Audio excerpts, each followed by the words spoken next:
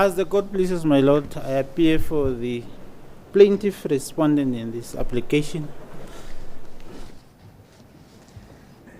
May it please the court, my lord, I appear on behalf of the government defendants in this matter. As the court please, my lord, I appear on behalf of the fifth defendant and applicant in the absolution. The court pleases, my lord, I appear on behalf of the 6th to 8th defendants in this matter, as well as applicants in this application. Yes, this matter is up for a ruling on the application for absolution from the instance. I've decided to depart from the normal procedure of just reading out the order and adjourning. I am going to read out the entire ruling so that everybody understands and hear what it is that I have to say.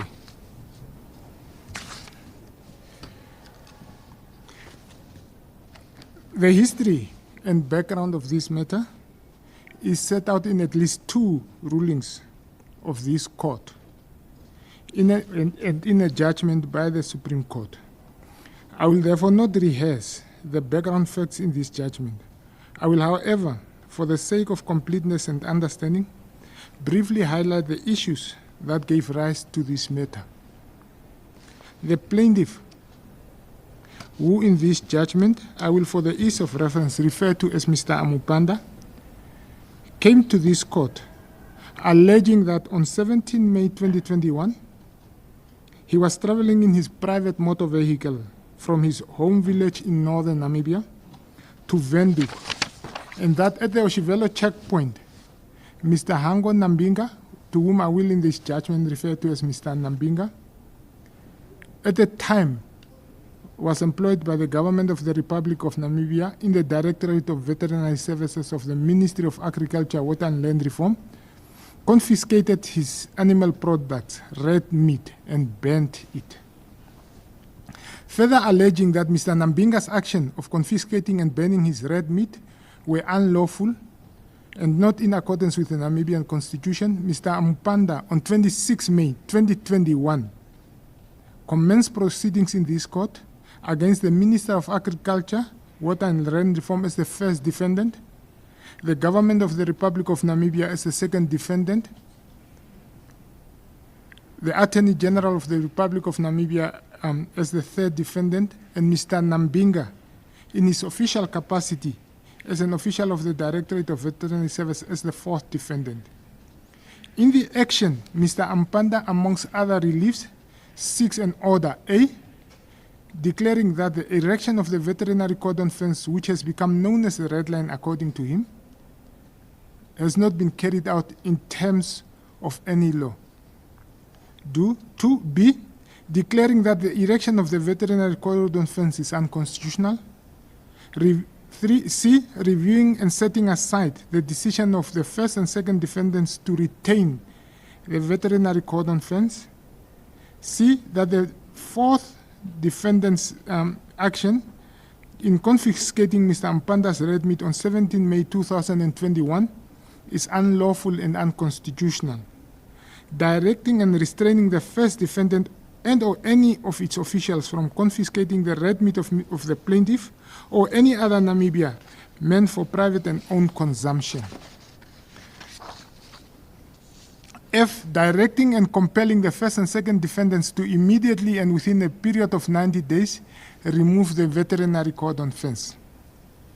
After summons were served on the first 4 defendants, the 5th to the 8th defendants were joined to this action.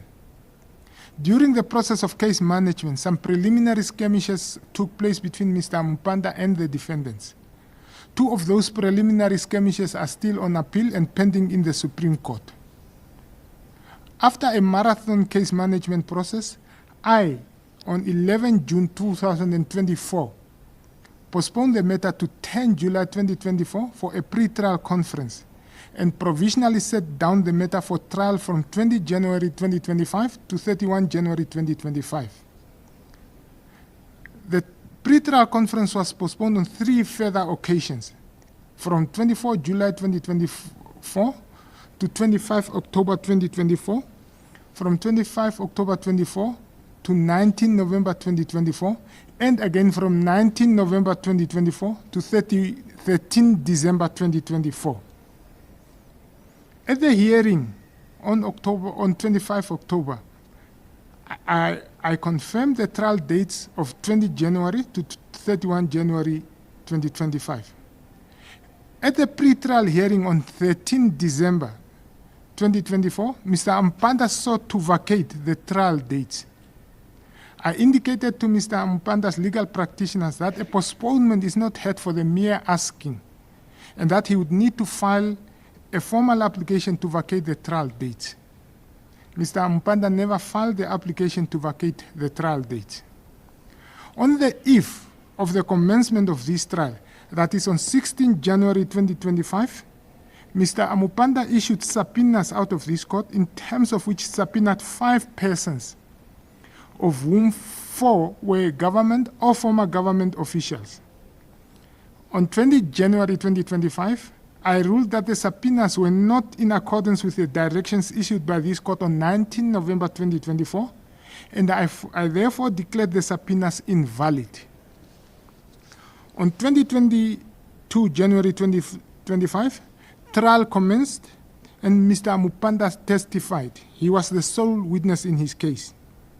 His testimony and cross-examination lasted for 2 days.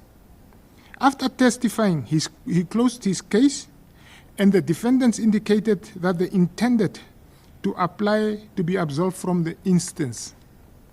I heard arguments with respect to the application for absolution from the instance on 31 January 2025, and after hearing arguments, I postponed the matter to 27 March 2025 for judgment. During the course of either 3 or 4 February 2025, and while this matter is still pending for judgment, Mr. Amupanda, a litigant in this matter, posted the following messages on his social media.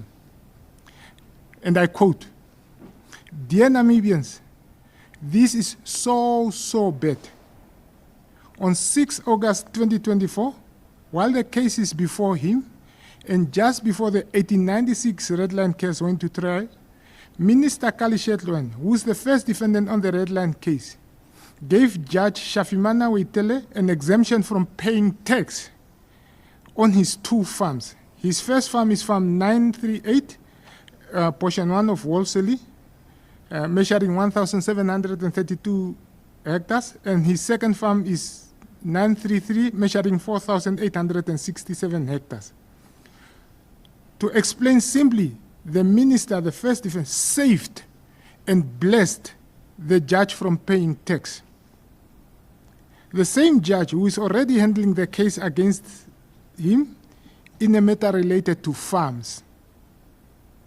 This information, which we just got last night, suggests that Judge Ueitele, who benefited from not paying tax by the minister of the corrupt regime, may be a member of the Meat Board, the 5th defendant, and the Agricultural Union of Namibia, the 8th defendant, and probably attends their meetings.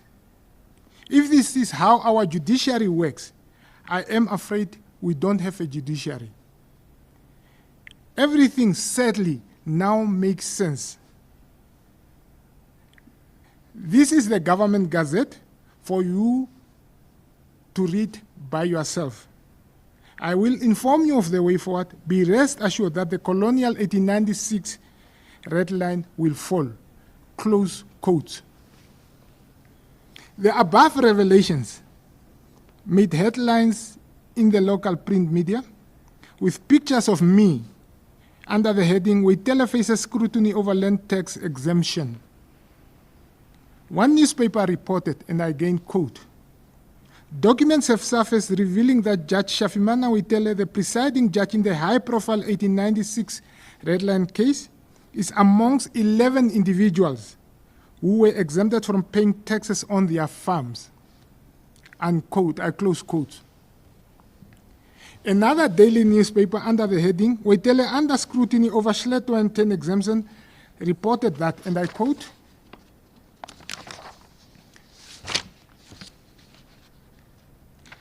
High Court Judge Shafimana, I quote, High Court Judge Shafimana Ueitele's professionalism and objectivity in the Red Line Court case have come under intense scrutiny following revelations that the first applicant in the matter, Agricultural Minister Kalesh Latwan, granted him a land tax exemption in August 2024 while the case was still before him. I close quotes. In addition to the reports in the local print media, Mr. Amupanda found support in one member of Parliament, a certain Mr. Lucas Hamata, who on 5 February 2025 posed questions in Parliament to the Minister responsible for Agriculture, Water and Land Reform about the regularity and legality of the exemption.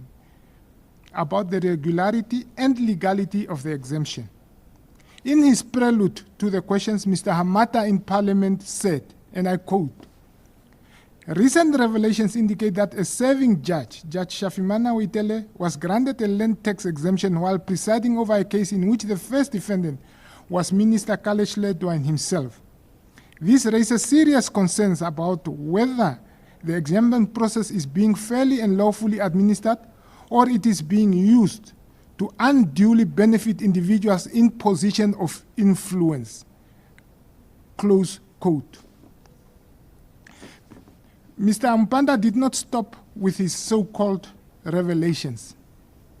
On 6 February 2025, he laid a complaint against me with the Judicial Service Commission. I have not seen the complaint, but from Mr. Amupanda's public utterances, I could discern that Mr. Amupanda's grief and basis of his complaint is that I allegedly denied him the right to prosecute his application for my recusal from presiding over the 1896 Red Line matter. 2, that I indicated that as a politician he cannot place certain evidence before me. And thirdly, that I insulted him and his legal practitioners, telling them that they did not know who their parents were.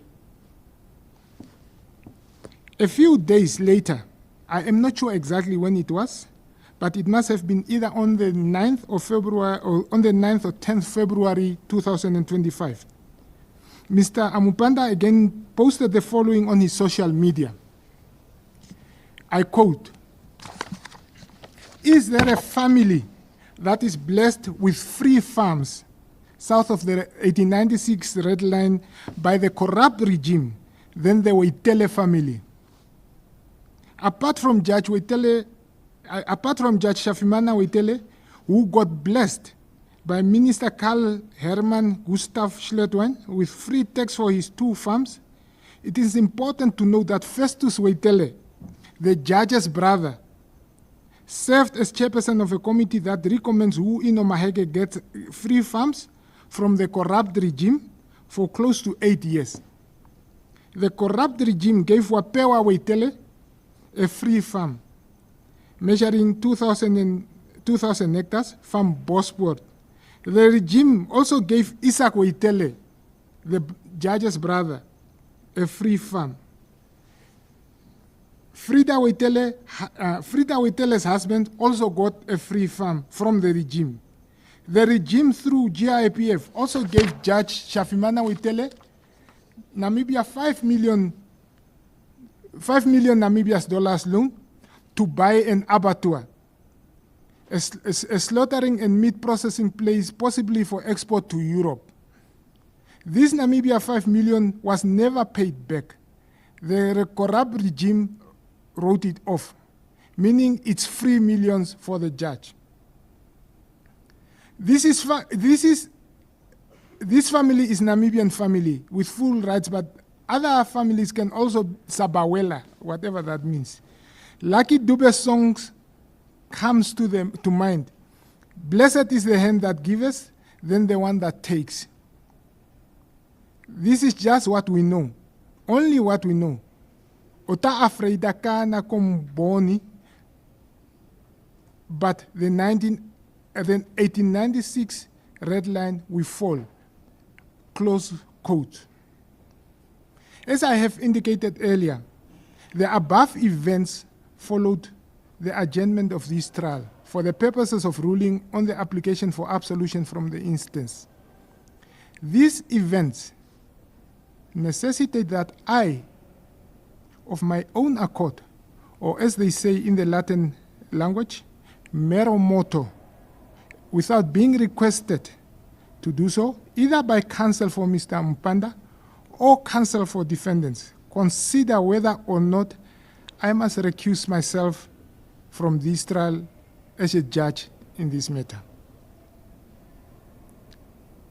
The pronouncements by Mr. Amupanda have enveloped myself and partly the other judges of this High Court in a controversy, the high water mark of which is the painting of the judiciary generally and myself in particular as corrupt and without integrity.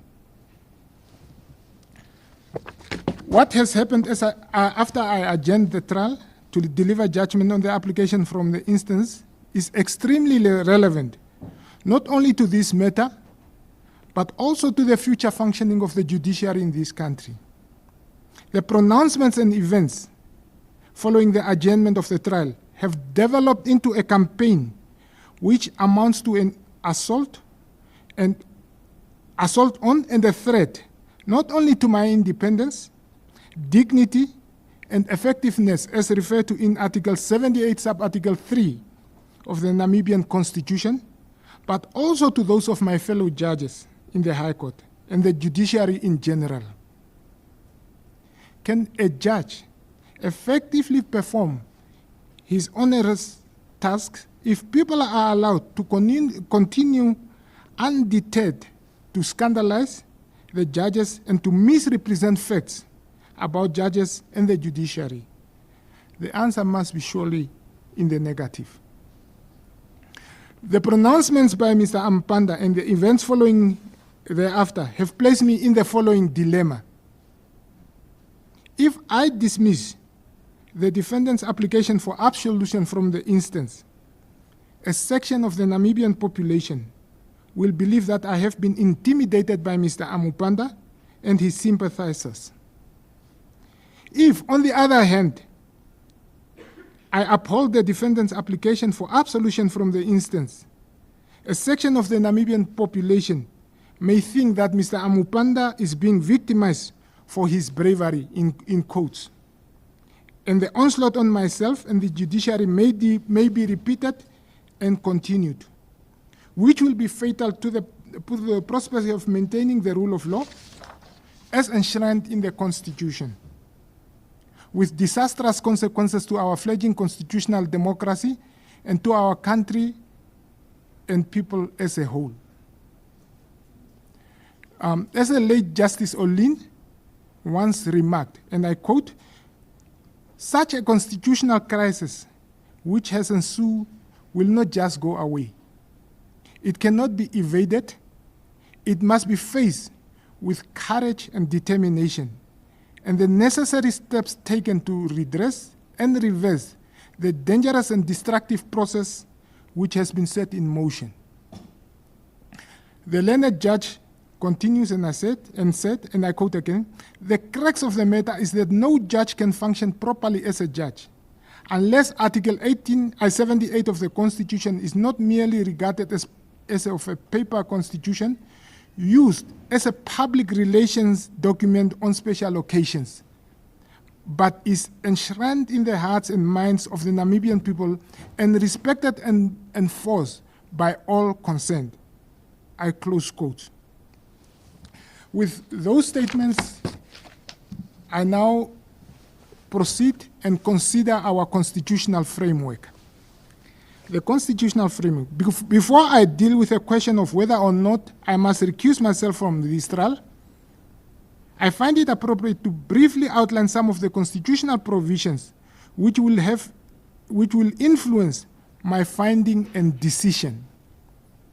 Article 1 of the Namibian Constitution establishes Namibia as a sovereign, secular, and democratic and unitary state founded upon the principles of democracy, the rule of law, and justice for all. The Constitution furthermore provides that all power shall vest in the people of Namibia, who shall exercise their sovereignty through the democratic institution of the state. The Constitution identifies the main organs of the state as the executive, the legislature, and the judiciary, and in no uncertain terms proclaims the Constitution to be the supreme law of the land. The Constitution thus determines the organization and powers of all levels of government. An elected executive branch, which must execute government policies, but responsible to the legislative branch. A legislative branch to be elected by universal and equal suffrage, which will, subject to the Constitution, be responsible for the passages of all laws. And I underline, an independent judicial branch, which will be responsible for the interpretation of the Constitution and for ensuring the supremacy and the authority of the law. The Constitution unequivocally outlines and sets out the preconditions to ensure an independent judiciary.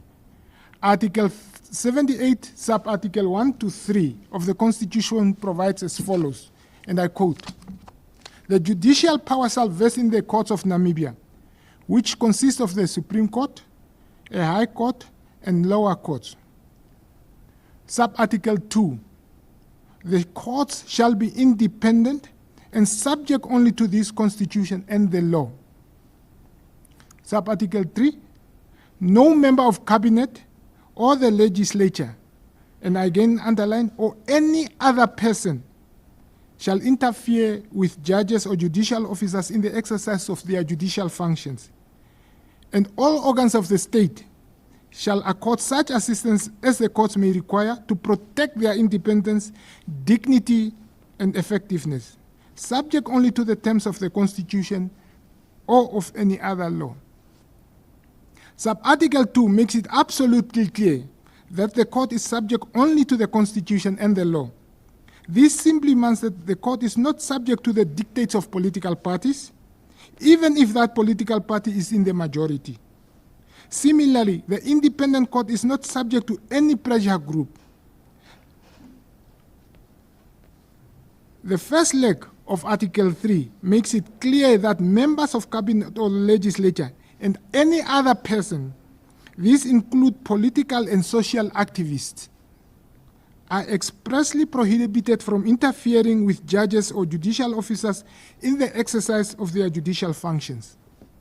From this, it is clear that the interference with a judge in the performance of his or her judicial function is not allowed at any stage, be it before, during, or after a verdict in a particular trial.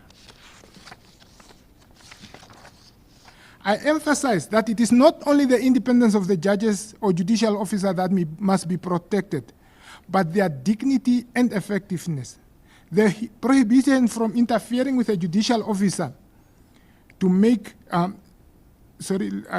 prohibition from interfering with a judicial officer in the performance of his or her judicial functions are imposed obviously only to make it possible for judges and judicial officers to perform effectively their onerous and responsible functions, which include their role as guardians of the Constitution, protectors of the fundamental human rights of the citizens, and guarantors of fair trial to those who appear before them on criminal charges or those parties who are engaged in civil suits or other actions. It is equally an established rule of our common law that the proper administration of justice may not be prejudiced or interfered with, and that to do so constitute an offense of contempt of court. The position is now reinforced by the constitutional right of every person to have their disputes resolved by a court in a fair hearing. It is not contentious in all open and democratic society that the purpose that is served by those principles of law is to provide for the proper basis for limiting the protection of freedom of speech and freedom of the press. And the reason for that is self-evident. The integrity of the judicial process is an essential component of the rule of law. If the rule of law is itself eroded through compromising the integrity of the judicial process, then all constitutional rights and freedoms, including the freedom of the press and freedom of speech, will be compromised. Courts are constitutional constructs designed to serve justice and enhance the rule of law. Courts are not theaters of amusement to elevate hedonism. Courts must be respected by their officers and those privileged to have the right of audience.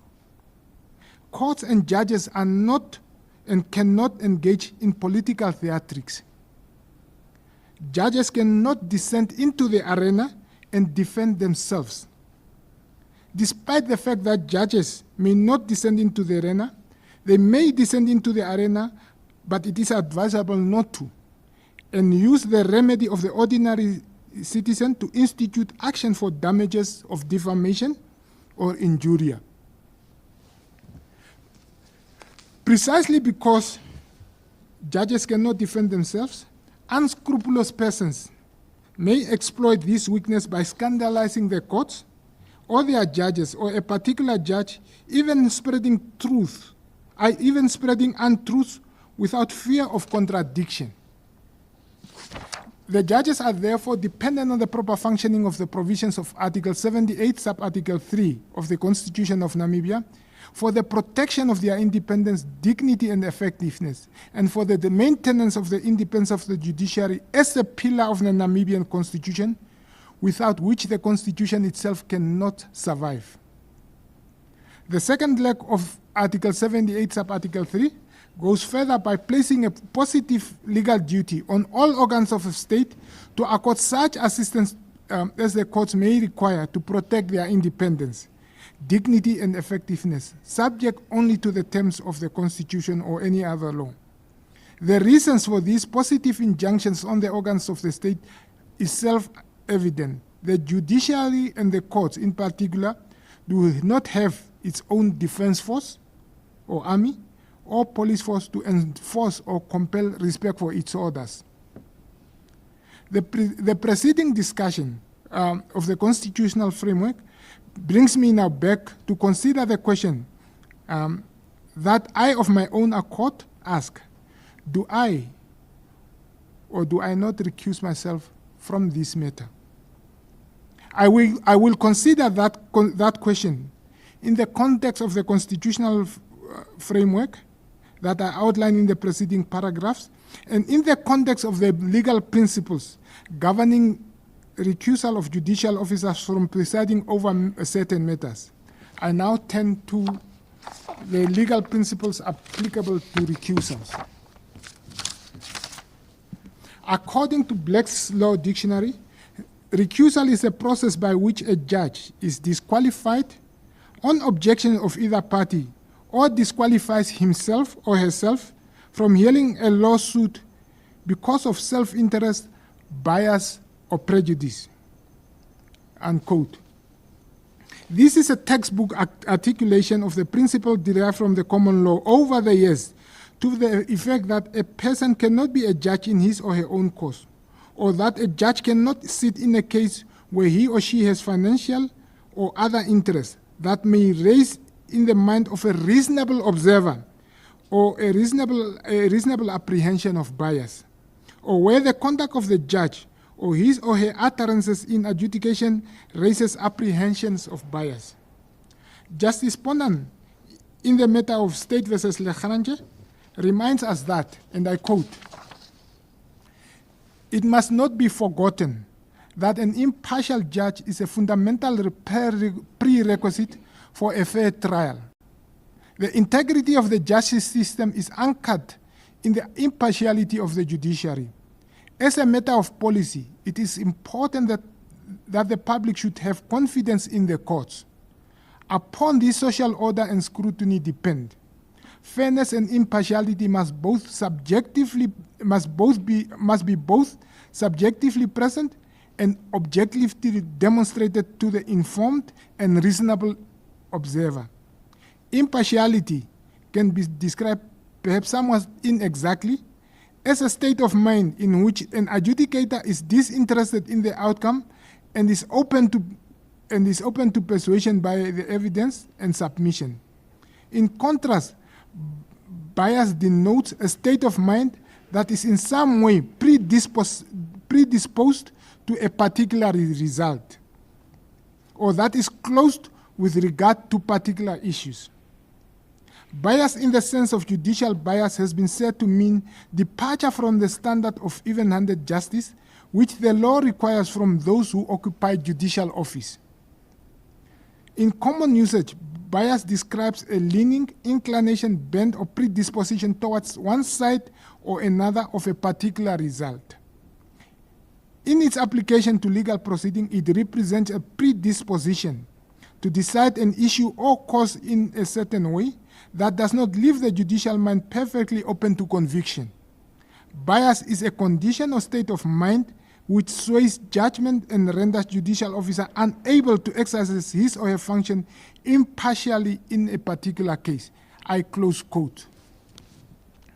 The legal principles applicable to the law relating to the recusal have been stated by courts and have been clear for many years.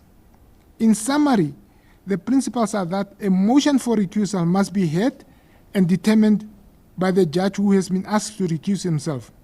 The onus of proving the ground for recusal is on the applicant.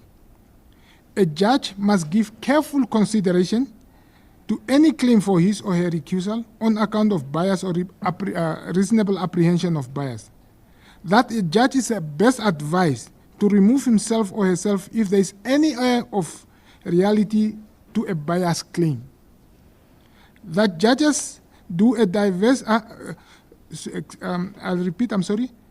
Judges do a disservice to the administration of justice by yielding too easily to a recusal application that is unreasonable and unsubstantiated. Litigants are not to pick their judges of choice, nor are they entitled to eliminate judges randomly assigned to their case by raising spurious and specious partial claims against those judges. In the matter of State versus Tive, the Supreme Court, our Supreme Court, provided the following guidelines in respect of a situation where a judicial officer mera moto considers to recuse himself or herself from a suit. I quote, "It is indeed correct that on occasion judicial officers may recuse himself or herself mera moto without any prior application, and it happens in practice now and again. But whenever it occurs, the applicant or judicial officer who raises the recusal should cross the high threshold needed to satisfy the test for recusal. The application for recusal, or where it is raised mero moto by a judicial officer, cannot be done in vacuum or on the judicial officer's predilections, preconceived unreasonable personal views, or ill-informed apprehensions. To do so will be to cast the administration of justice in anarchy, where judicial officers would be at liberty to make choices of which cases to preside over and which not, or applicants to go on a judge forum shopping, hoping to get the one who might be favorable to their cases. Judicial officers have a duty to sit in any case in which they are not obliged to recuse themselves. At the same time, it must never be forgotten that an impartial judge is a fundamental prerequisite for a fair trial, and a judicial officer should not hesitate to recuse himself or herself if there are reasonable grounds on the part of a litigant for apprehending that the judicial officer, for whatever reasons, was not or will not be impartial. In Minister versus, unquote, in Minister versus Minister of Finance versus Holland Insurance Company of Namibia Limited, the Supreme Court again considered the question of recusal and outlined the law as regards the recusal of judicial officers from presiding over a matter in the following terms. I quote, "A duty of recusal arises where it appears that a judicial officer has an interest in a case, or where there is some or other reasonable grounds for believing that there will be a likelihood that the judge will not adjudicate impartially. In R versus Bow Street Magistrate, Lord Brown Wilkinson explained the underpinnings of the law on recusal as follows. The fundamental principle is that a man may not be a judge in his own case. This principle, as developed by the courts, has two similar but not identical implications. First, it may be applied literally. If a judge is in fact a party to the litigation or has a financial or proprietary interest in its outcome, then he is indeed sitting as a judge in his own case. In that case, the mere fact that he is a party to the action or has a financial or proprietary interest in its outcome is sufficient to cause his automatic disqualification. The second application of the principle is where a judge is not a party to the suit and does not have a financial interest in its outcome, but in some way or the other, his conduct or behavior may give rise to a suspicion that he is not impartial. For example, because of his friendship with a party. This second type of case is not strictly speaking an application of the principle that a man must not be a judge in his own case, since the judge will not normally be himself benefiting, but providing a benefit for another by failing to be impartial, unquote. The United Kingdom's House of Lords held that the sacred rule that a man may not be a judge in his case, in his own court, should not be confined to a case in which the judge is a party, but applies to all cases in which he has an interest, whether financial or proprietary.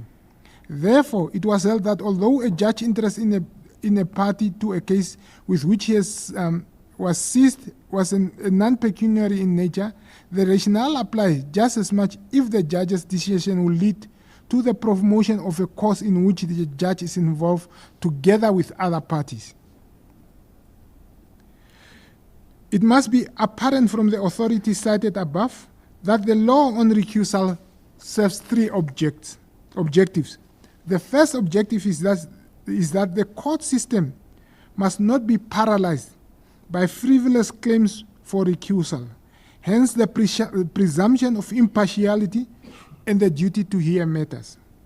The second objective is that those who sit in judgment over others must not promote their own or others' interests or causes. And the third objective is that everything possible must be done to not leave a nagging feeling in the public's mind that one party to a dispute did not get a fair hearing because of who the judge is or was. All three objectives serves to promote the confidence in the administration of justice. No objective is less important than another, although there are different ways in which they can be given effect to, either through open ventilation or through administrative arrangements for which the head of the jurisdiction is responsible.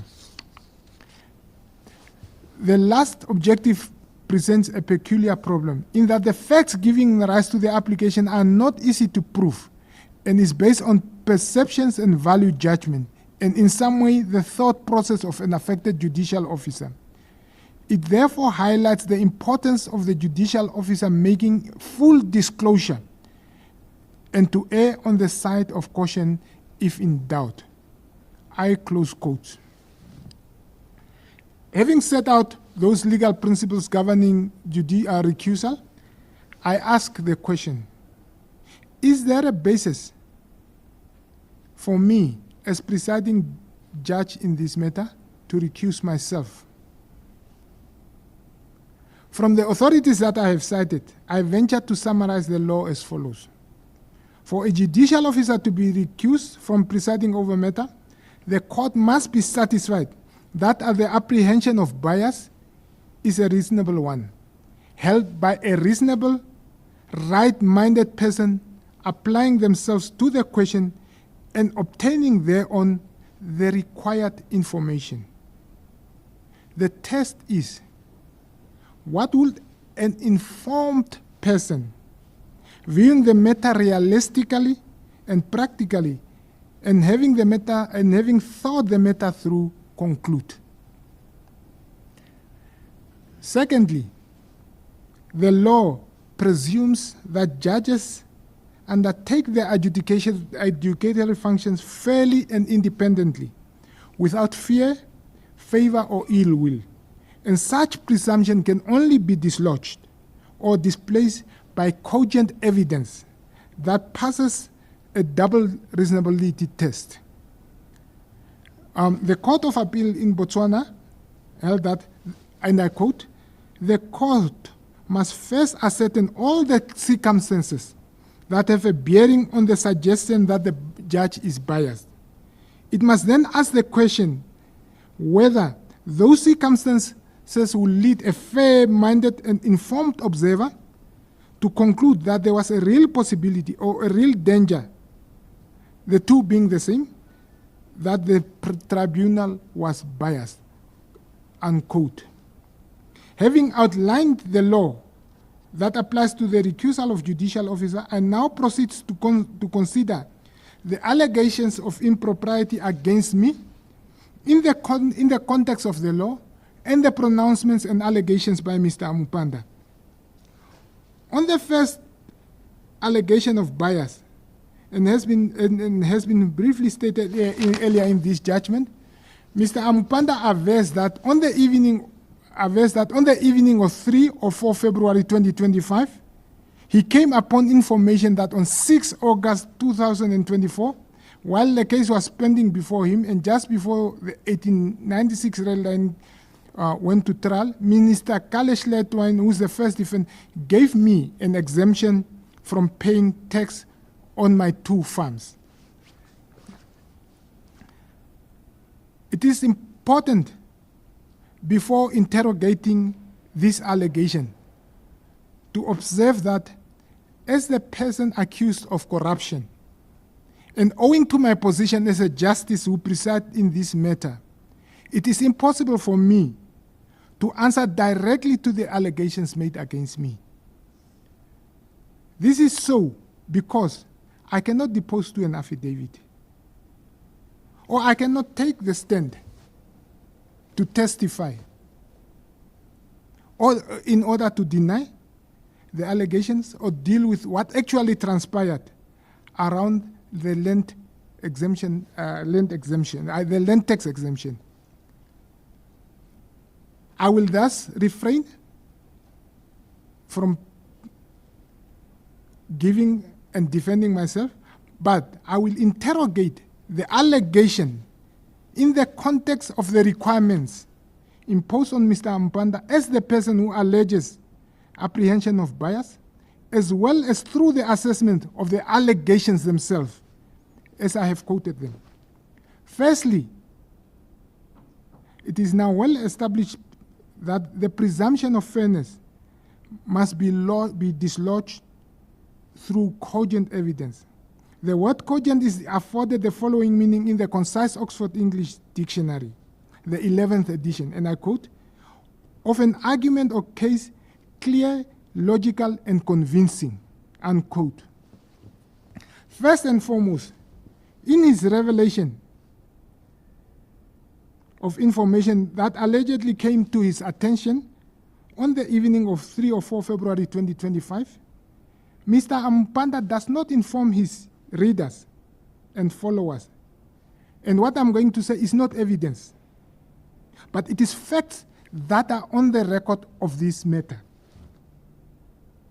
I, on 3 occasions, volunteered information and disclosed to Mr. Amupanda and all the other parties in this matter that I own a farm, not farms. I own a farm, a commercial farm, south of the Veterinary Fence in the Omaheke region.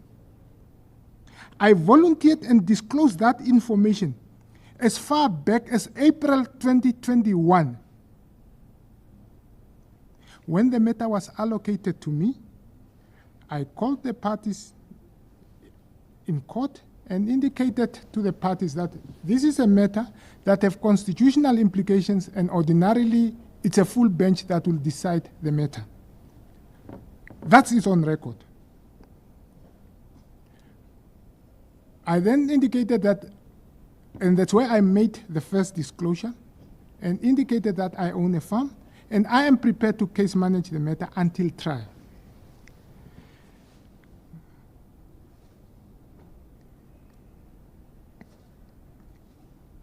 I made the second disclosure that I own a commercial farm south of the Veterinary Cordon Fence at the pre-trial conference held on 25 October 2024.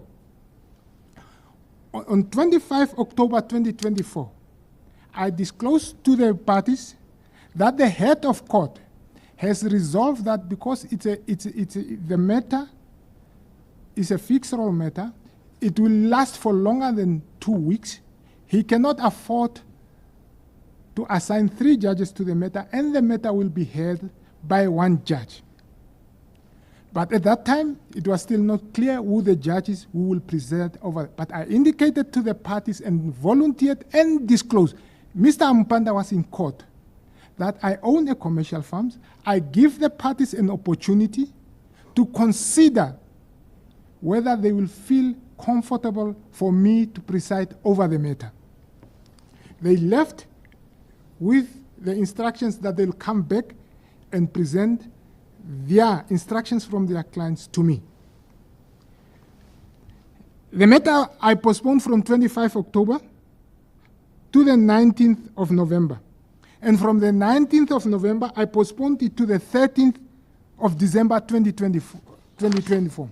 On the 13th of December 2024, when I rejected the application for vacation of trial dates, I again disclosed and volunteered to the parties that I own a commercial farm, and I asked the parties whether they are indeed comfortable with me presiding over the matter. Both Mr. Amupanda's legal practitioners and all the defendants' legal practitioners confirmed that they are comfortable with me and my objectivity and impartiality, and said I must proceed to preside over the matter. That information Mr. Amupanda does not disclose to his readers.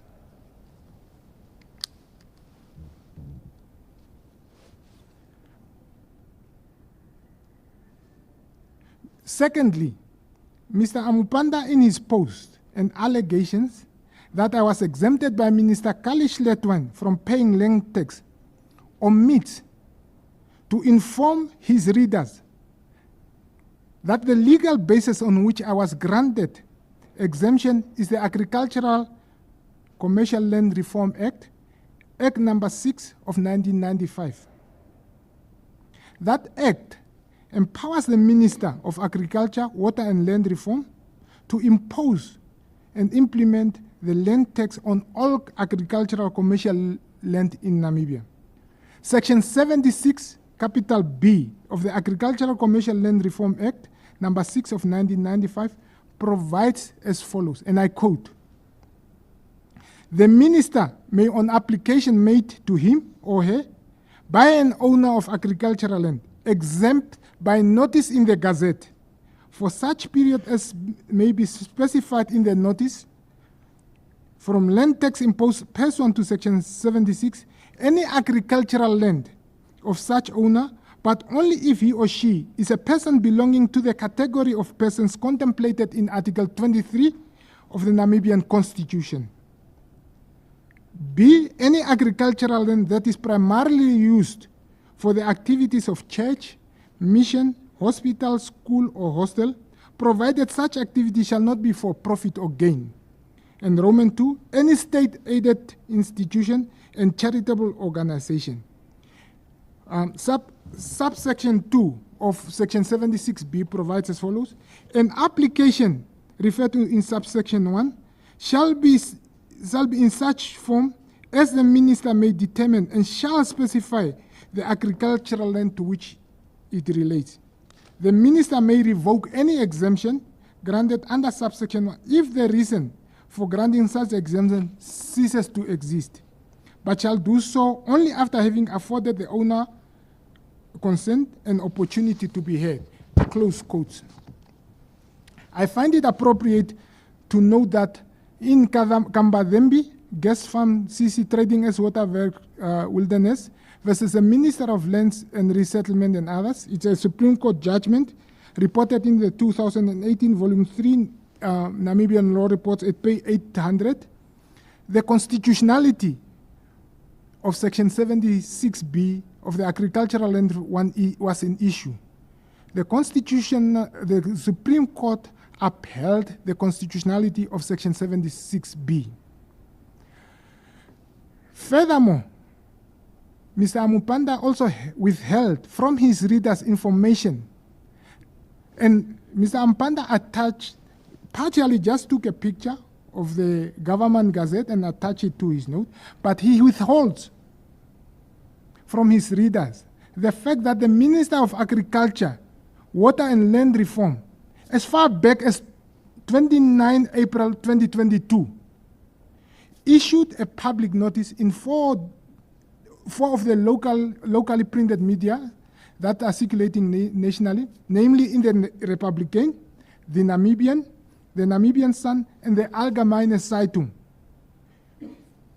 The minister published a public notice informing all farm owners about the land tax assessments for the financial years of 2016 and 2017, 2017 and 2018, 2018 and 2019, 2019 and 2020, 2020 and 2021.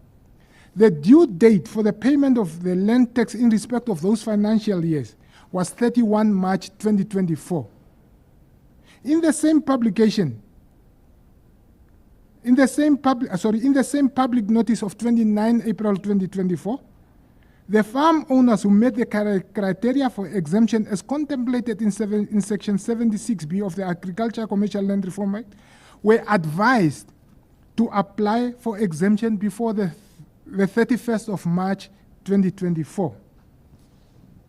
The government gazette, which was only half replaced, reads as follows, and I quote, "Exemption of certain owners of agricultural land reform tax imposed in terms of Section 76 of the Agricultural Commercial Land Reform Tax. Under Section 76B of the Agricultural Commercial Land Reform Act 1995, I exempt the owners of agricultural land specified in the list contained in the schedule from paying land tax imposed in terms of Section 76 of the Act for the financial years 2016, 2017, 2018, 2019, 2020, 2021, and 2021, 2022. Kalish Letwine, signed 25 June 2024. That government gazette is a good 103 pages. A good 103 pages. What is apparent from that government gazette of 6 August 2024 is the fact that the minister took the decision to exempt not only me from paying land tax in respect of the identified financial year, but all qualifying farmers who applied during June 2024 and not in August 2024. What is furthermore clear from that gazette, if one takes that gazette, and I took time to go through it, that gazette reveals the following. For the 2016 to 2017 financial years, 568 individuals applied for land tax exemption. In respect of the 2017 to 2018 financial years, 569 individuals applied for exemption from the land tax. In respect of the 2018 and 2019 financial year, 569 individuals applied for exemption from land tax. In respect of the 2020 and 2021 financial years, 566 individuals applied for exemption. This gives me a total of 2,272 individuals who applied for exemption from the land tax.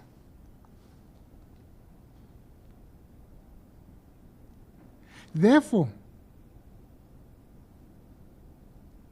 singling me out from 2,272 people as having been blessed and saved not only lacks any air of reality, but it is unreasonable and malicious to say the least. What the Government Gazette of August further brings out is that the decision to exempt the applying individuals from paying land tax was taken before 25 June 2024, and again, not on 6 August. The date of 6 August is only the date on which the Gazette was published. Although I case managed this matter from 2021, it was by June 2024 not clear as to who will preside over this trial of this matter. There is therefore no basis to claim that Minister Sledwine exempted me from paying land tax while he was the first defendant in this matter, and the matter was pending before me. The second imputation of impropriety on my person is the unsubstantiated and malicious allegations by Mr. Amupanda that the Ueitele family is blessed by the corrupt government. This allegation is so vague, baseless, that no reasonable person will ever make it against another. Mr. Amupanda further alleges that I was given a loan of 5 million by the GIPF to purchase an abattoir, and I did not pay back the loan so granted. As I indicated, I cannot deny, I cannot testify, I cannot admit. But what does Mr. Amupanda not do? He does not tell his readers as to when the GIPF gave me the loan, the $5 million loan. He does not tell the readers into which bank account and which bank number the 5 million was paid. He does not tell the reader which abattoir I bought. He does not tell the reader what the terms of the alleged loan were. So the allegations are again so vague, unsubstantiated, and baseless. The third allegation against the third allegation of impropriety against my person is the allegation that I mishandled the trial. I insulted the plaintiff and his legal practitioners. As I've indicated earlier, I am not privy to the complaint lodged with the Judicial Service Commission, so I am not certain of the contours of Mr. Amupanda's grievance. I, however, state that Mr. Amupanda was in this matter represented by what he termed fearless and calm legal practitioners. If Mr. Amupanda was legally represented throughout the trial, the legal practitioners representing Mr. Amupanda must, if they took the view that I mishandled the trial, surely be aware of the remedies that are available to Mr. Amupanda. But those remedies are not being invoked. The question is why? If Mr. Amupanda if my alleged mishandling of the trial relates to the procedures that I followed at the trial, he has a remedy in Section 16 of the Supreme Court Act. And if my alleged mishandling of the trial relates to the correctness of the decision I made, he has a remedy of an appeal. He is not remediless. For the reasons that I have set out in this judgment, I have reached the conclusion that Mr. Amupanda's utterances and allegations about me were simply efforts calculated to cow me from objectively and impartially determining this matter. His utterances were a clear violation of the constitutional injunction not to interfere with a judge in the performance of his judicial functions.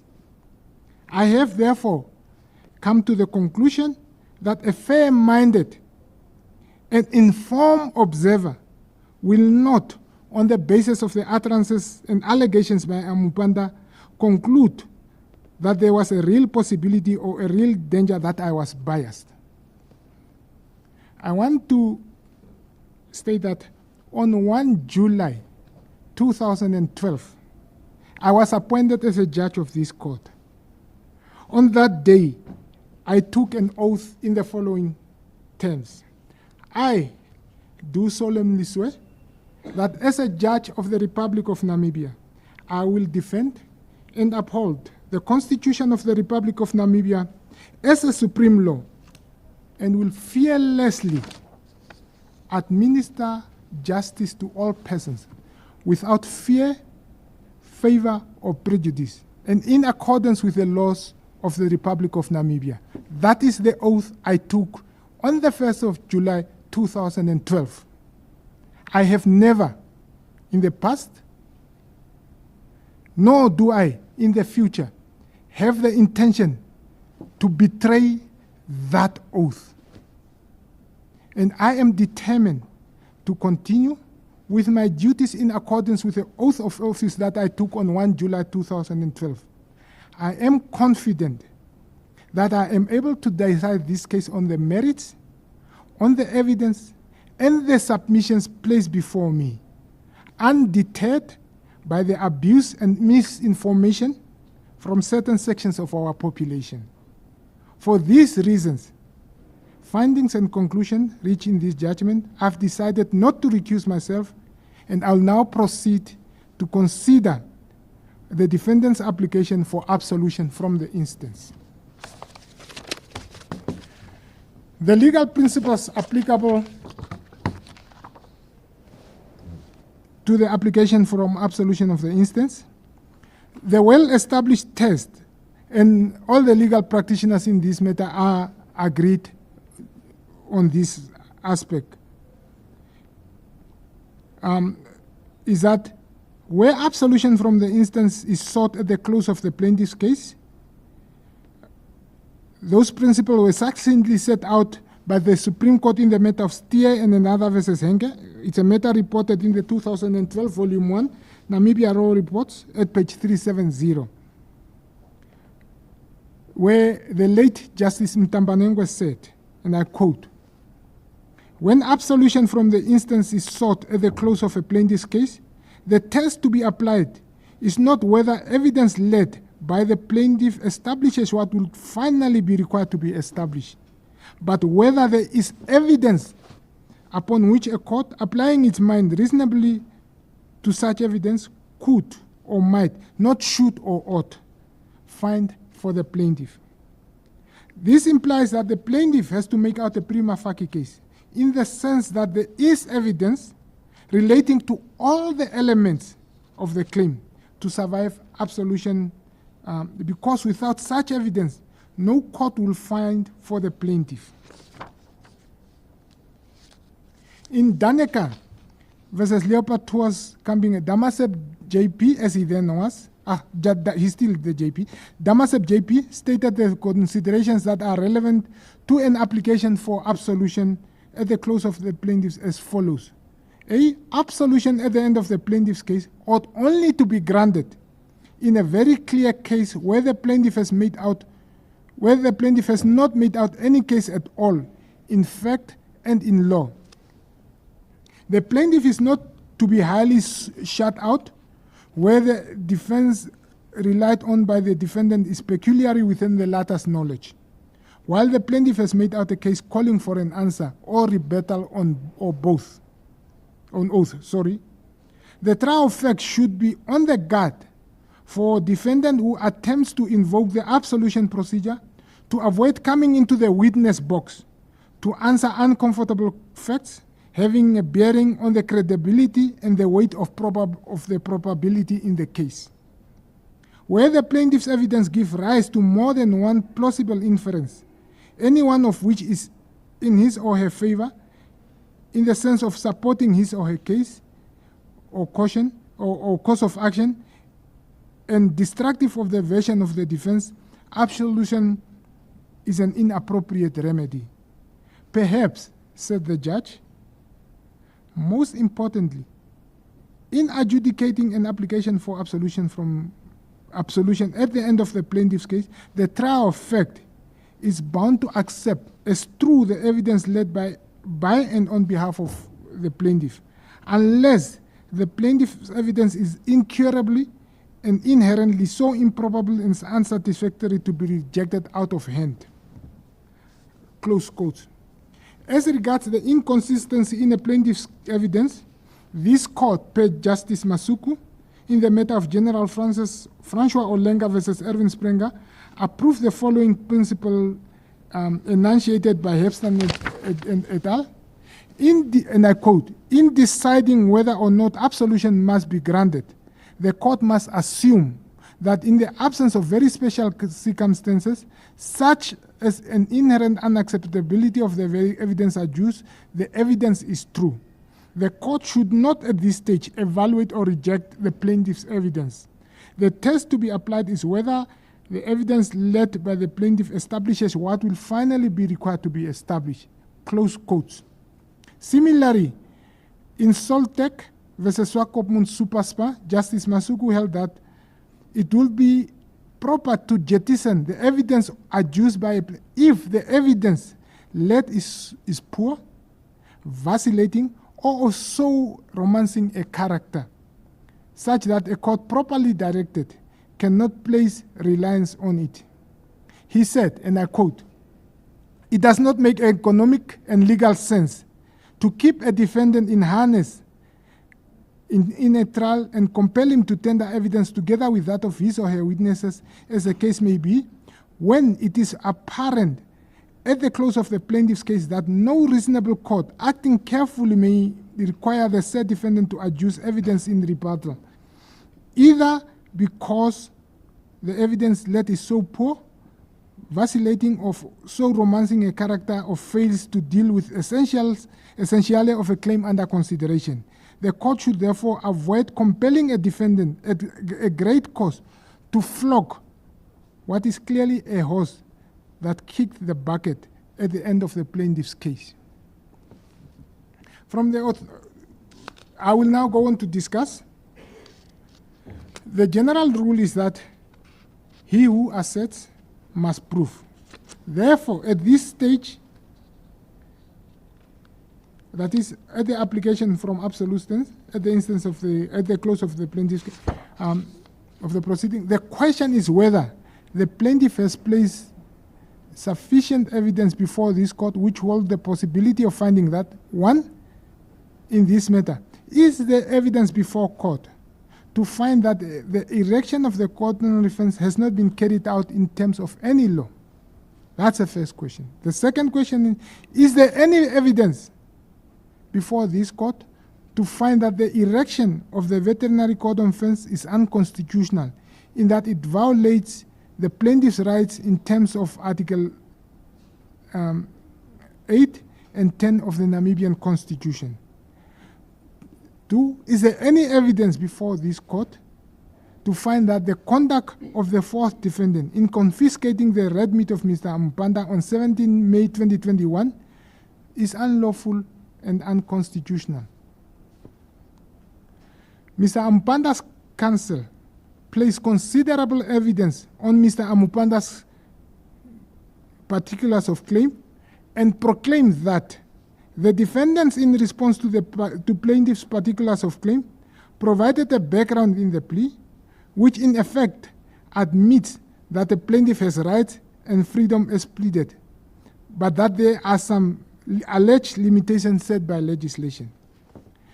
Counsel continued and argued that once the first to fourth defendants take that stance, they attract the burden of proof and they must adduce evidence to prove that the limitations are lawful and are in accordance with the limitations set by the Constitution and they are put in place for a legitimate reason.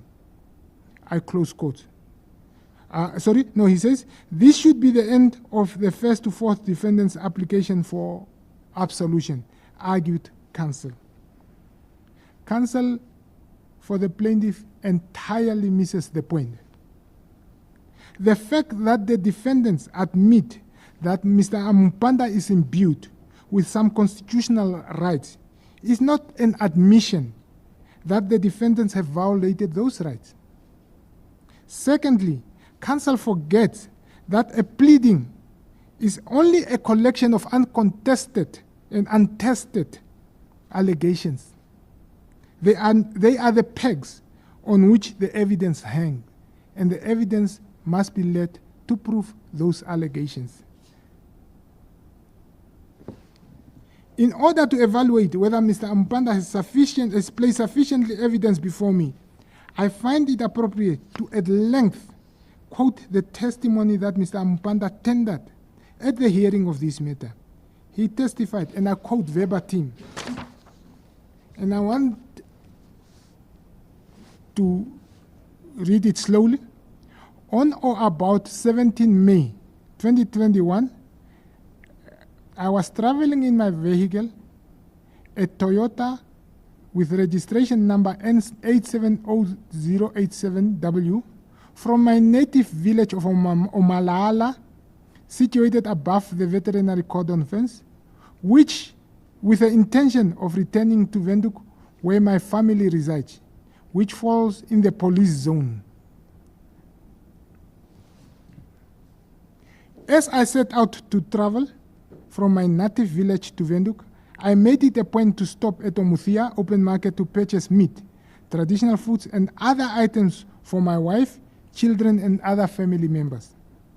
I felt it necessary to do so due to my upbringing, in particular the teachings of my grandmother, that I, as a man and provider for my family, have the implicit obligation to always return home with goods for my family. Purchasing items in Omuthia was moreover affordable in comparison to the high capitalistic prices found in Windhoek. After purchasing the items during my journey, I was routinely stopped at the Oshivelo checkpoint, which passes through the red line.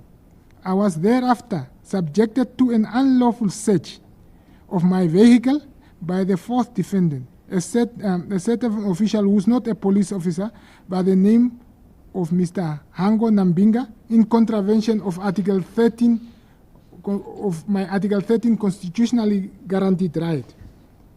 I was found in possession of a plastic bag of meat valued at 1,000 Namibia dollars. The official took the meat and informed me that he was going to burn it.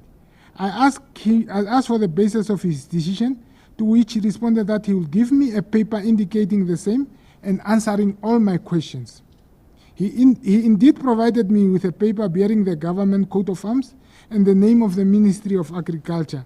This paper, already submitted to this court, indeed confirmed that he sought to do and eventually did, that my plastic meat I bought for personal consumption for my family was confiscated during the searching process of Etoshivelo checkpoint.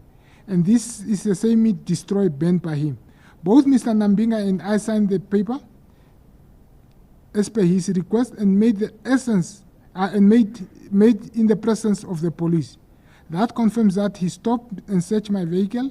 He discovered plastic with red meat and confiscated and burnt the meat. I asked Mr. Nambinga if he could give me the meat to the people who were on the other side of the red line, who were in sight only a few meters away. He responded that they are not allowed to do so by government.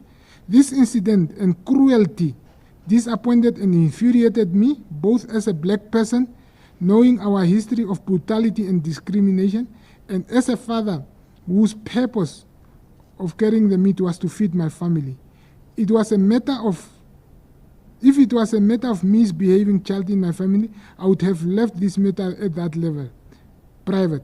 But since it is action by a supposed democratic government against its people, it was very clear at the moment, already on 17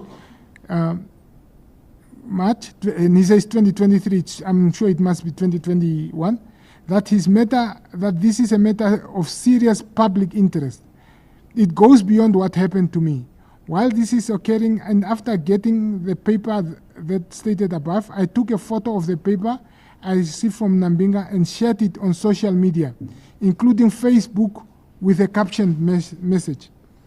I bought meat for my family at Umutia open market. The cruel government confiscated my meat and actually burnt it.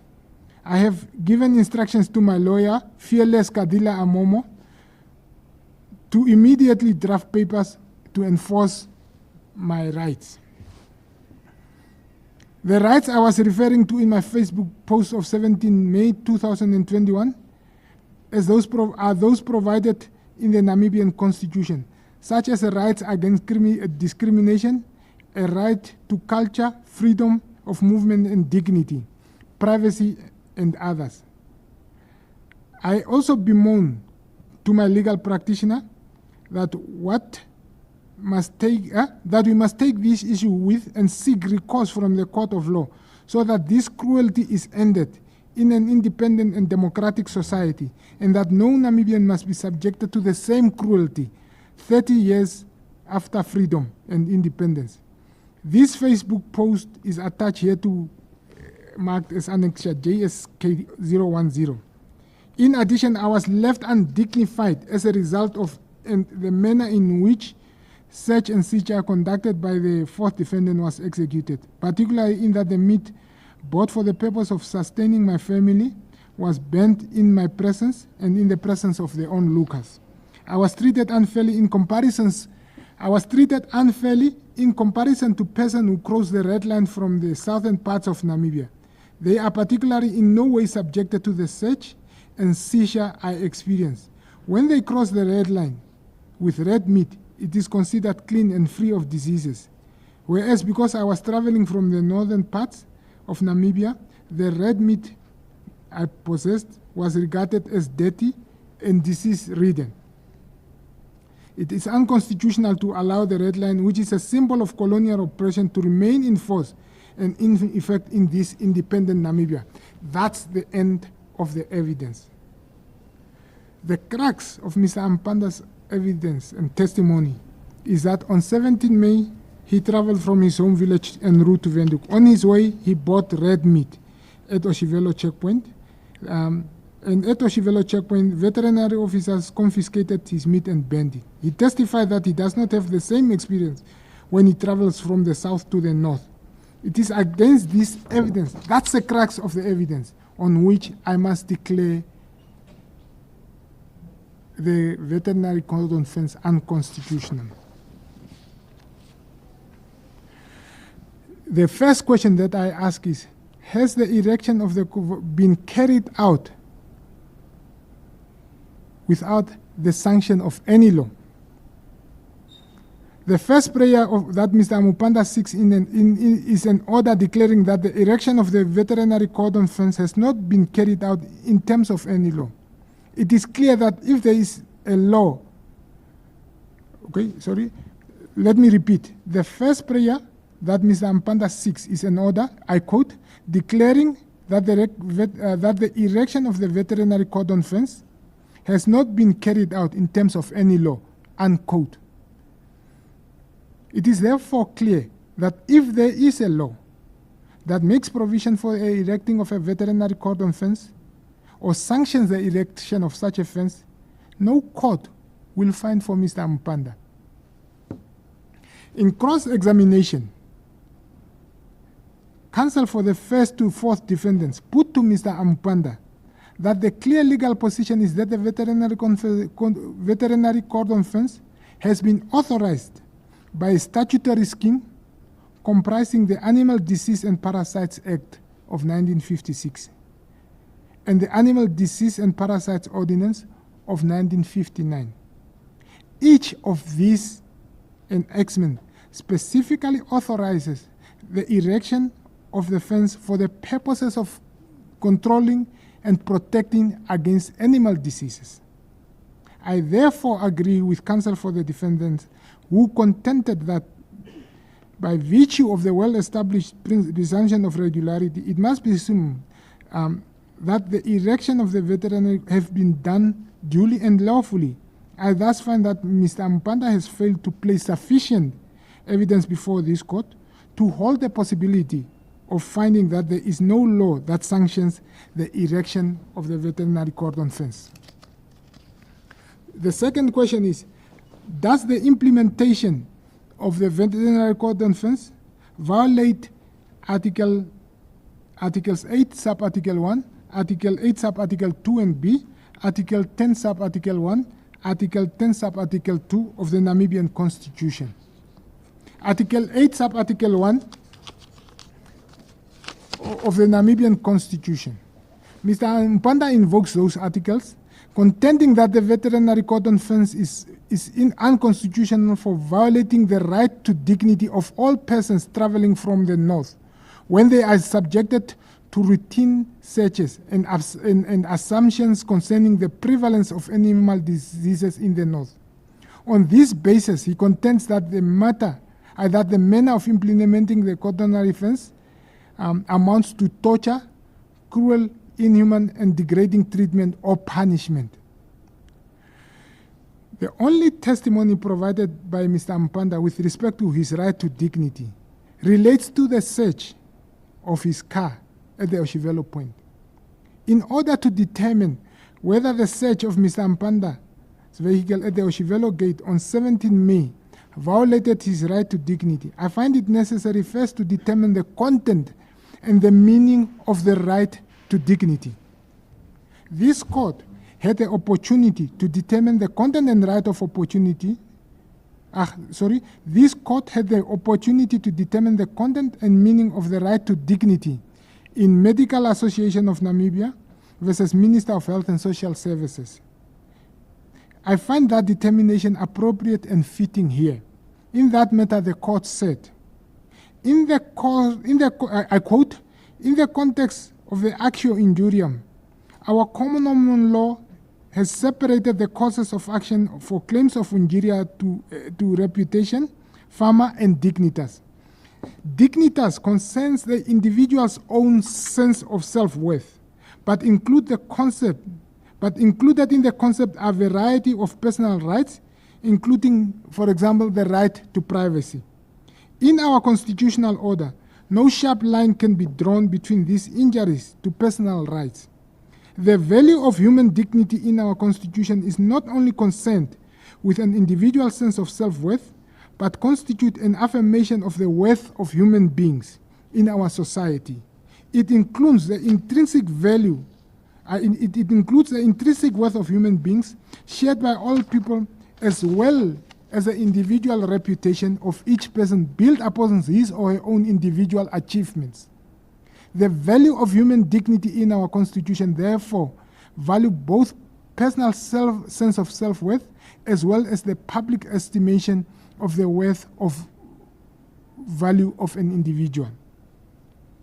Nietleng argued that dignity must be defined as the recognition of the spiritual moral value of the human being as the crown of creation. From this definition and the above exposition of the Constitutional Court in Kumalo, it is possible to extrapolate the contents to right to dignity. And I quote, "We can perhaps see aloud the outlines of basic minimum content of human dignity that all those who use the term historically and all those who include it in human rights texts appear to agree is the core where they appear or if it or appear of it, approve of it or disapprove of it. This basic minimum content seems to have at least three elements. The first element is every human being possesses an intrinsic worth merely by being a human being. The second is that the intrinsic worth should be recognized and respected by others. And thirdly, recognizing the intrinsic worth of the individual requires that the state should be seen to exist for the sake of the individual human being." Unquote. From the nature and content of the right to human dignity that I have outlined in the briefing, I conclude that in any complaint that the right to human dignity has been infringed, the court must consider whether any of the three basic elements of the right to dignity has been violated or diminished. In this regard, in the present matter, the questions that arise for determination are whether Mr. Amupanda placed sufficient evidence before the court to demonstrate that the search of his vehicle at the Oshivelo checkpoint on 17 May 2021 violated his intrinsic worth. 2, the search of his vehicle at the Oshivelo checkpoint on 17 May 2021 disrespected his intrinsic worth. And 3, the search of his vehicle at the Oshivelo checkpoint on 17 May is inconsistent with his intrinsic worth.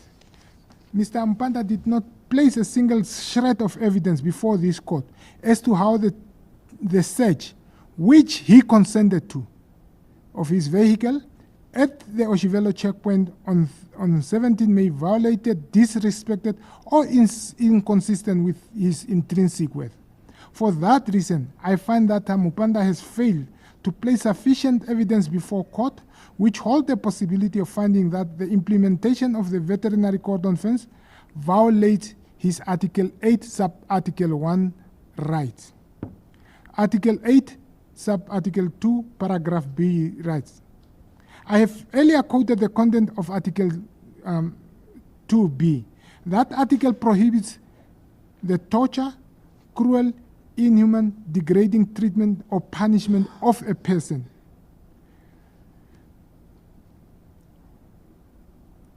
In the matter of ex parte versus Attorney General, in re corporal punishment by organs of the state, the Supreme Court reasoned that a court's approach to torture or to cruel, inhuman, or degrading treatment or punishment must be read disjunctively, and that article therefore seeks to protect the citizens from 7 different conditions, namely torture, B, cruel treatment, C, cruel punishment, D, inhuman treatment, E, inhuman punishment, F, degrading treatment, and G, degrading punishment. The Supreme Court further pointed out that the question as to whether a particular form of punishment authorized by law can properly be said to be inhuman or degrading involves the exercise of a value judgment by the court. It is, however, a value judgment which requires objectively to be articulated and identified, regard being had to the contemporary norms, aspirations, expectations, and sensitivities of the Namibian people, as expressed in its national institutions and its constitution, and further having regard to the emerging consensus of values in the civilized international community of which Namibia is part, which Namibians share. This is not a static exercise. It is a continually evolving dynamic. What may have been acceptable as a just form of punishment some decades ago may appear to be manifestly inhuman or degrading today, unquote. In the matter of State versus Fries, the full bench of this court considered the onus and concluded that in the case of fundamental human rights, the onus is on the person alleging an infringement of his rights to prove on a balance of probability that the right was constitutionally violated. To decide the meaning and content of the right contained in Article A2B, in the context, it is necessary to make a value judgment as expressed in ex parte corporal punishment case. In the present matter, Mr. Amupanda has not placed any evidence before this court concerning the general norms and aspirations held by Namibian people to enable the court to determine whether the searching, confiscation, and burning of the red meat was cruel, inhuman, and degrading. I thus find that Mr. Amupanda has failed to place sufficient evidence before this court, which would hold the possibility of finding that the implementation of the Veterinary Veterinary Cordon Fence violates Article 2, Paragraph B. Article 10. Article 10 of the Namibian Constitution guarantees equality before the law to all persons and confers protection against any law which is discriminatory, either of itself or in its effect. In the present case, we are concerned with the statutory prohibition of conveying certain animal products from zones classified as foot and mouth risk zones, or zones that are infested with foot and mouth diseases, to zones that are classified as foot and mouth free zones. In Mweli versus Minister of Works, this court recognized that Article 10 is not immutable and absolute. The court stated that the content of the right to equal protection takes cognizance of intelligible differentia and allows for provision for differentiating. In Mela versus the President of the Republic of Namibia, the Supreme Court, quoting with approval from Prinsloo versus Van der Leeuwen, held that Article 10 of the Namibian Constitution requires the court to give content to the words equal before the law, so as to give effect to the general acceptance, and I quote, that in order to govern a modern country efficiently and to harmonize the interests of all its people for the common good, it is essential to regulate the affairs of its inhabitants extensively. It is impossible to do so without classifications which treat people differently and which impact on people differently. It is unnecessary to give examples which abound in everyday life in democracies based on equality and freedom. In regard to mere differentiation, the constitutional state is expected to act in a rational manner. It should not regulate in an arbitrary manner or manifest naked preferences that serves no legitimate purpose, for that would be inconsistent with the rule of law and the fundamental principle of the constitutional state. Accordingly, before it can be said that mere differentiation infringes Section 16, because this is a quotation from the South African Constitution. Section 8 here refers to the Section 8 of the South African Constitution. In our situation is Article 10 of the Namibian Constitution. It must be established that there is no rational relationship between the differentiation in question and the governmental purpose which is preferred to be validated. In Mela versus the President of the Republic of Namibia, the Supreme Court further made it clear that the test to be applied in determining whether there is discrimination under Article 10 and sub-Article 2, the test in respect of sub-Article 1 and sub-Article 2 differ. And summarize the test to be applied in each of the sub-articles in these terms. As regards sub-Article 1, 10.1, the questioned legislation will be unconstitutional if it allows for differentiation between people or categories of people, and that differentiation is not based on a rational, connected, legitimate purpose. Close quote. The Supreme Court continued and said, in respect of Article 10, the steps to be taken in regard to this article are to determine whether there exists a differentiation between people or categories of people, whether such differentiation is based on one of the enumerated grounds set out in the sub-article, whether the differentiation amounts to discrimination against such people or categories of people, and once it is determined that the differentiation amounts to discrimination, it is unconstitutional unless it is covered by Articles 23 of the Namibian Constitution. In the present matter, Ms. Amupanda simply testified the implementation of the veterinary treat people from the north different from the people from the south. It was in cross-examination put to him that for the purposes of controlling foot and mouth diseases, Namibia contains 4 zones.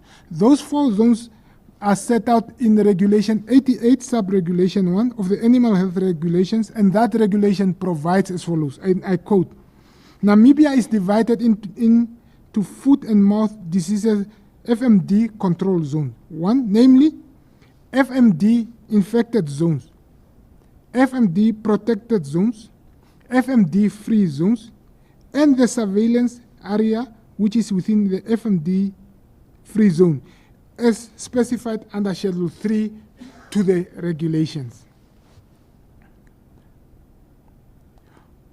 So, the region consisting of the surveillance and free zones is a region considered by the animal and plant health inspection services as an FMD, foot and mouth disease free zones.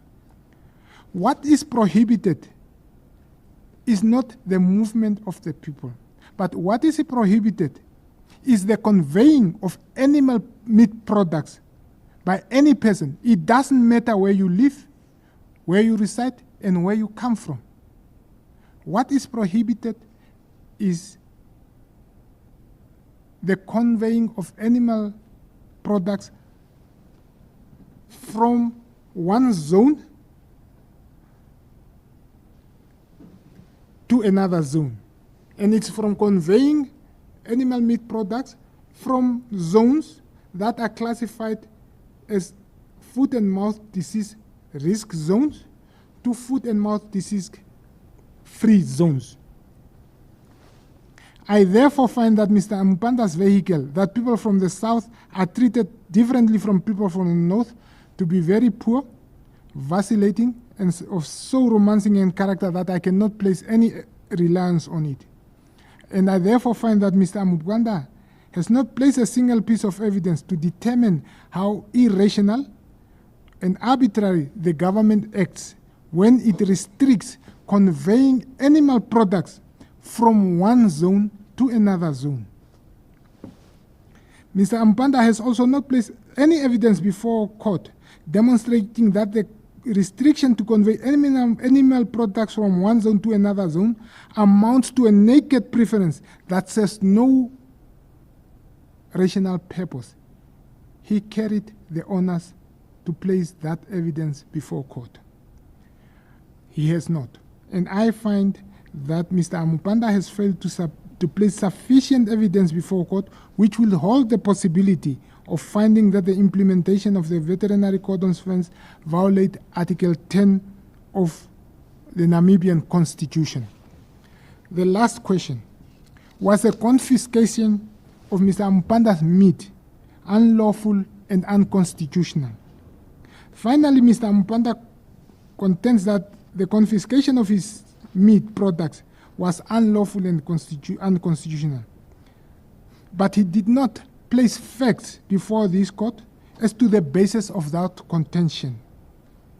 Regulation 86 and 87 of the Animal Health Regulation provides as follows, and I quote: searching and disinfections at roadblocks or animal disease control checkpoints. Roadblocks or animal disease control points must be set up by the veterinary officials whenever required at any place or road in order to control and prevent the spread of foot and mouth diseases or any other animal disease. A person or conveyance must be stopped at any roadblock or animal disease control checkpoint set up according to sub-regulation 1 and is subjected to searching or disinfection, and to make a written or verbal declaration as to whether or not they are carrying animal product or restricted material. Regulation 87 provides that compliance at roadblocks or animal disease control checkpoints. Subject to Regulation 85H, a person who refuses to be searched, to be disinfected, or makes a false verbal or written declaration, causes a conveyance not to stop or not to be searched or not to be disinfected at the roadblock or animal disease control point, commits an offense. I close quote. The search of Mr. Amupanda's vehicle was authorized by the health regulation. I thus find that Mr. Amupanda has failed to place sufficient evidence before court, which hold the possibility of finding that the search of his vehicle on 17 May was unlawful and unconstitutional.